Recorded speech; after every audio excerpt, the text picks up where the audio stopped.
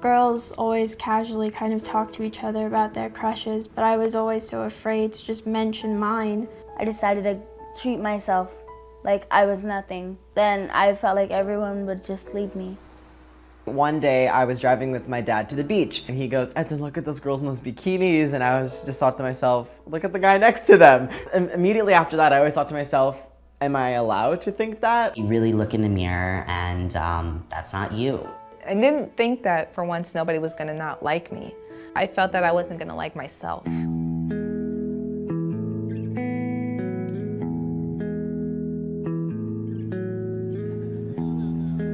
It's already challenging enough being a teen because you're just trying to figure out who you are in the world.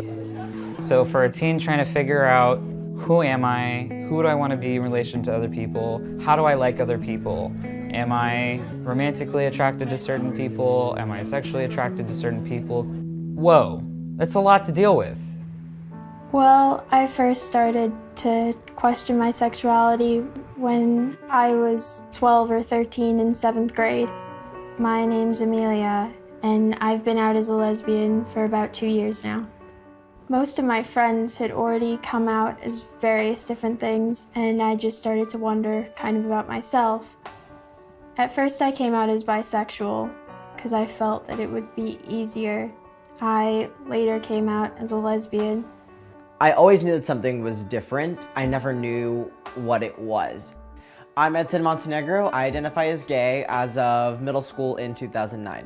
I mean, I knew I could talk to my parents about absolutely anything, and at that point it was like school, people that are frustrating me, but that depth of personal issues, I still wasn't necessarily 100% ready to really say, you know what, I am gay. I didn't really think that I was ever a lesbian, but I knew that I was attracted to women, so I guess that's where bisexual comes in for me. My name is Ana Ayana Escalante, and I identify as a bisexual woman. Up until the 11th grade, I was very embarrassed by the idea of being gay. As time went on, I knew that it wasn't going to go away. I saw women the same way I saw men.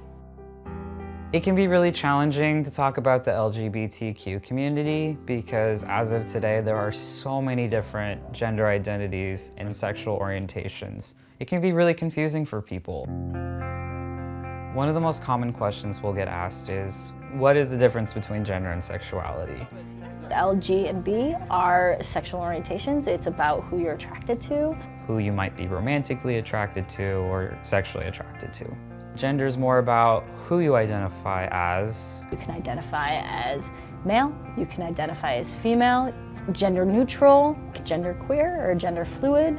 It's empowering because there's all these different identities. But then it's also overwhelming because there's all these different identities. Where do I fit in all of this? My super specialty has become working with gender nonconforming kids and transgender adolescents and young adults. The gender journey actually starts at birth, and sometimes even before birth. Is it a boy or a girl? That's one of the most prominent questions that's asked when somebody is pregnant. Looking at that baby's anatomy, we start making stories about what that child should do as they grow up. I was confused about who I was. I always had kind of like that little voice in your head saying, no, if you be this way, you're never gonna make it anywhere in life. Your family will hate you. I'm 13, I identify as a transgender girl or just Zoe.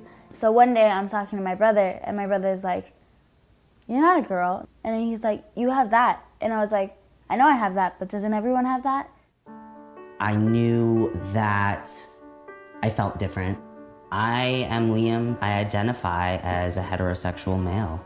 And I was walking around dressing like a little boy up until 14, 15, once puberty started. And I knew that I didn't feel like I was a girl. I didn't have the knowledge or the language to be able to verbalize it to anyone around me. What's fascinating about younger gender nonconforming kids is they don't have a coming out process. They just like what they like, and they tell us. My dad, he used to throw away my mom's high heels because I used to walk around in the house with them. They start to understand at 6 or 7 when they get into first grade Hey, you're a boy, you shouldn't like dolls, that's not okay. I'm not gonna be your friend if you like pink and that's your favorite color. And so they start to internalize those messages. I was extremely self-destructive. I was self-loathing. I wasn't physical with myself. I wasn't hard on anyone else. I didn't like myself. They're sitting on what feels like a huge secret for a really long time. And that can be really damaging. So I tried hiding who I was from myself, because at the time I didn't know what transgender was or the name of it. And I was telling her, Mom, I'm a girl. I know I'm a girl. I was born this way. And I was telling her, I need to be who I am. There's a tremendous process of being ostracized if you're different.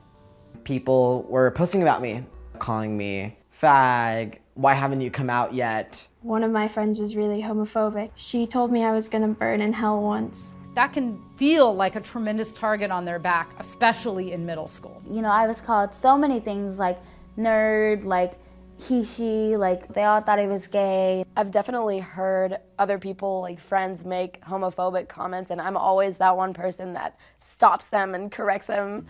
I'm Isabel, and I identify as a straight female, and I have 2 moms, and I am an ally to everybody on the LGBTQ spectrum. I feel like I have a responsibility to go out into the world every day and be as kind and sensitive toward the subject of LGBTQ as I possibly can. You never know how much it can mean to have you step up and say, that's not appropriate. What do you even mean by that? Other teens that might be hearing you, that might be in the closet, that might identify as gay, can just be looking at you very differently thinking, wow, there's an ally, there's someone out there.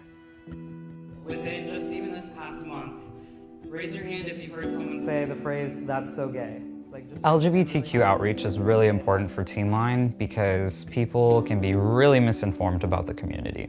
Do you think that teen is gonna feel safe?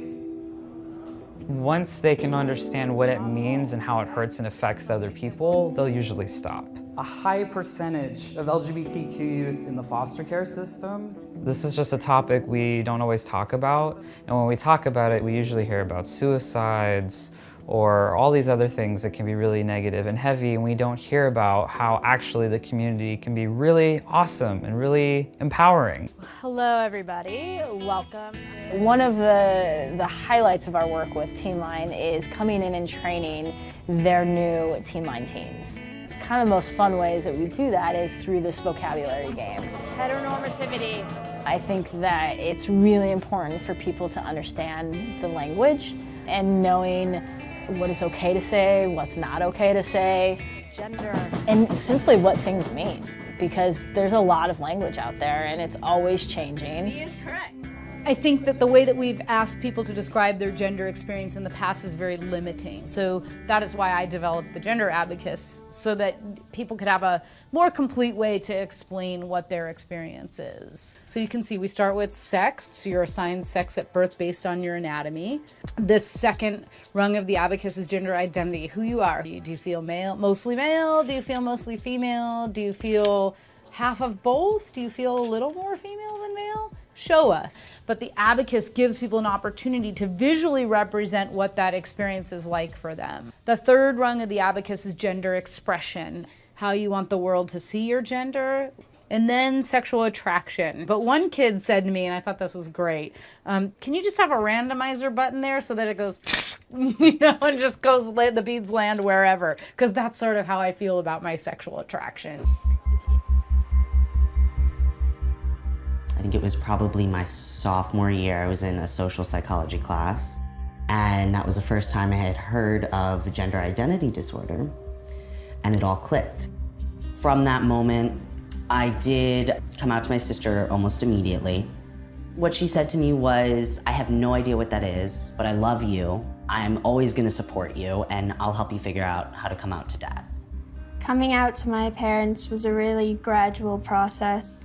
I'd talked to my mom about the things I was having questions about or I was confused about, and she just kind of slowly picked up on everything.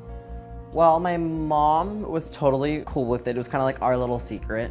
And she said, nothing's changed. I still see you as my son. After that is when I told my dad. And he said, if anyone breaks your heart, then I'm gonna break them. And that's the thing that really just made me feel good, because I just realized that, you know, he cares. If you're coming out, it's really, really important to make sure you're safe. And if it's not a safe environment, it might not be the right time to come out. Sometimes, unfortunately, there's still those families out there that don't support. It's important to identify those people in our life that are safe. And that could be a teacher, that could be someone else's parent, that could be your friend. To have my mother and my father just be by my side. All I can say is that I was incredibly blessed. I can only hope that in the future that other people are as blessed as I am. 5th grade year, you know, it all broke out. I finally became myself. The reaction I got from my mom was really good. I was so happy. My mom's like, all right, we're going shopping for your clothes. And then that was the day that I got my clothes. At the time, it felt like, wow, that's who I am. Like, finally, I'm complete now. I have a close friend at my school who this past year came out as lesbian. And she just like came into the room and stood up and she was like, everybody, I'm coming out, I'm lesbian. And we all just like started clapping and we were all so happy for her. What's important to remember is that everyone is going to have their own coming out process. Everyone's going to have their own journey, and all of those are okay. How about your family? Are they supportive? If you've made this decision to come out, there's a lot of things out there to support you. There are a lot of books out there that you could read. There are so many opportunities to find support. So maybe you can't find someone in your school, let's say, who identifies as asexual, but there's a thriving community on the internet that you can turn to, and that can be really empowering. You can turn to social media, you can turn to Instagram, you can turn to Tumblr and Facebook, and youth groups and community centers. And there's always Teen Line. If a teen calls in from anywhere in the world, they're going to get another teen who understands, who is trained to just actively listen, provide empathy, and link them with resources based on anything they're going through. It seems like it helps. If you have a gay-straight alliance at your school, to reach out to the advisor, let them know what's going on with you. GSA stands for Gay Straight Alliance, but it's pretty much an LGBT. A GSA is a safe place for students to go and be heard and to feel validated. Fun fact about me. We try to introduce ourselves at each meeting and share our gender pronouns. Guys, I'm Nicole or Charlie. My GPs are she, her, or he, him. It's kind of fluid. You don't need to stress about getting it right. My name's Aaron. It's important that all students are involved. It is called a Gay Straight Alliance, so all students are welcome to attend meetings. I love going to the GSA. It's really great just being out at school and not worrying so much about other people judging me for who I am. It's really important for teens who think they may identify anywhere within the LGBTQ community to have safe spaces to bounce ideas. They need to be able to communicate that they're not sure if they identify as gay or bisexual, or they need to communicate with someone, anyone, safely. I'm not sure where I am, but you know, this journey is unraveling before me. My dad, when I did come out to him, you know, he had no idea about gender or identity, but once he saw how happy I was, he was on board with me. When I transitioned, I had a lot of acceptance from school kids. They give me hugs, they listen, they cry, and they're like, oh my God, you're so beautiful because you overcame this. I'm just like, I'm just being who I am, man. Like, it's nothing big. When I entered my current high school in 9th grade, I really felt like I could be myself. And so it was just so liberating knowing that whoever gravitated towards me would gravitate towards me. And I don't know, I just felt like my wings were spreading. People on the spectrum can live successful lives and be happy and accepted where they are and for who they are. We say acceptance isn't enough, to tolerate someone isn't enough.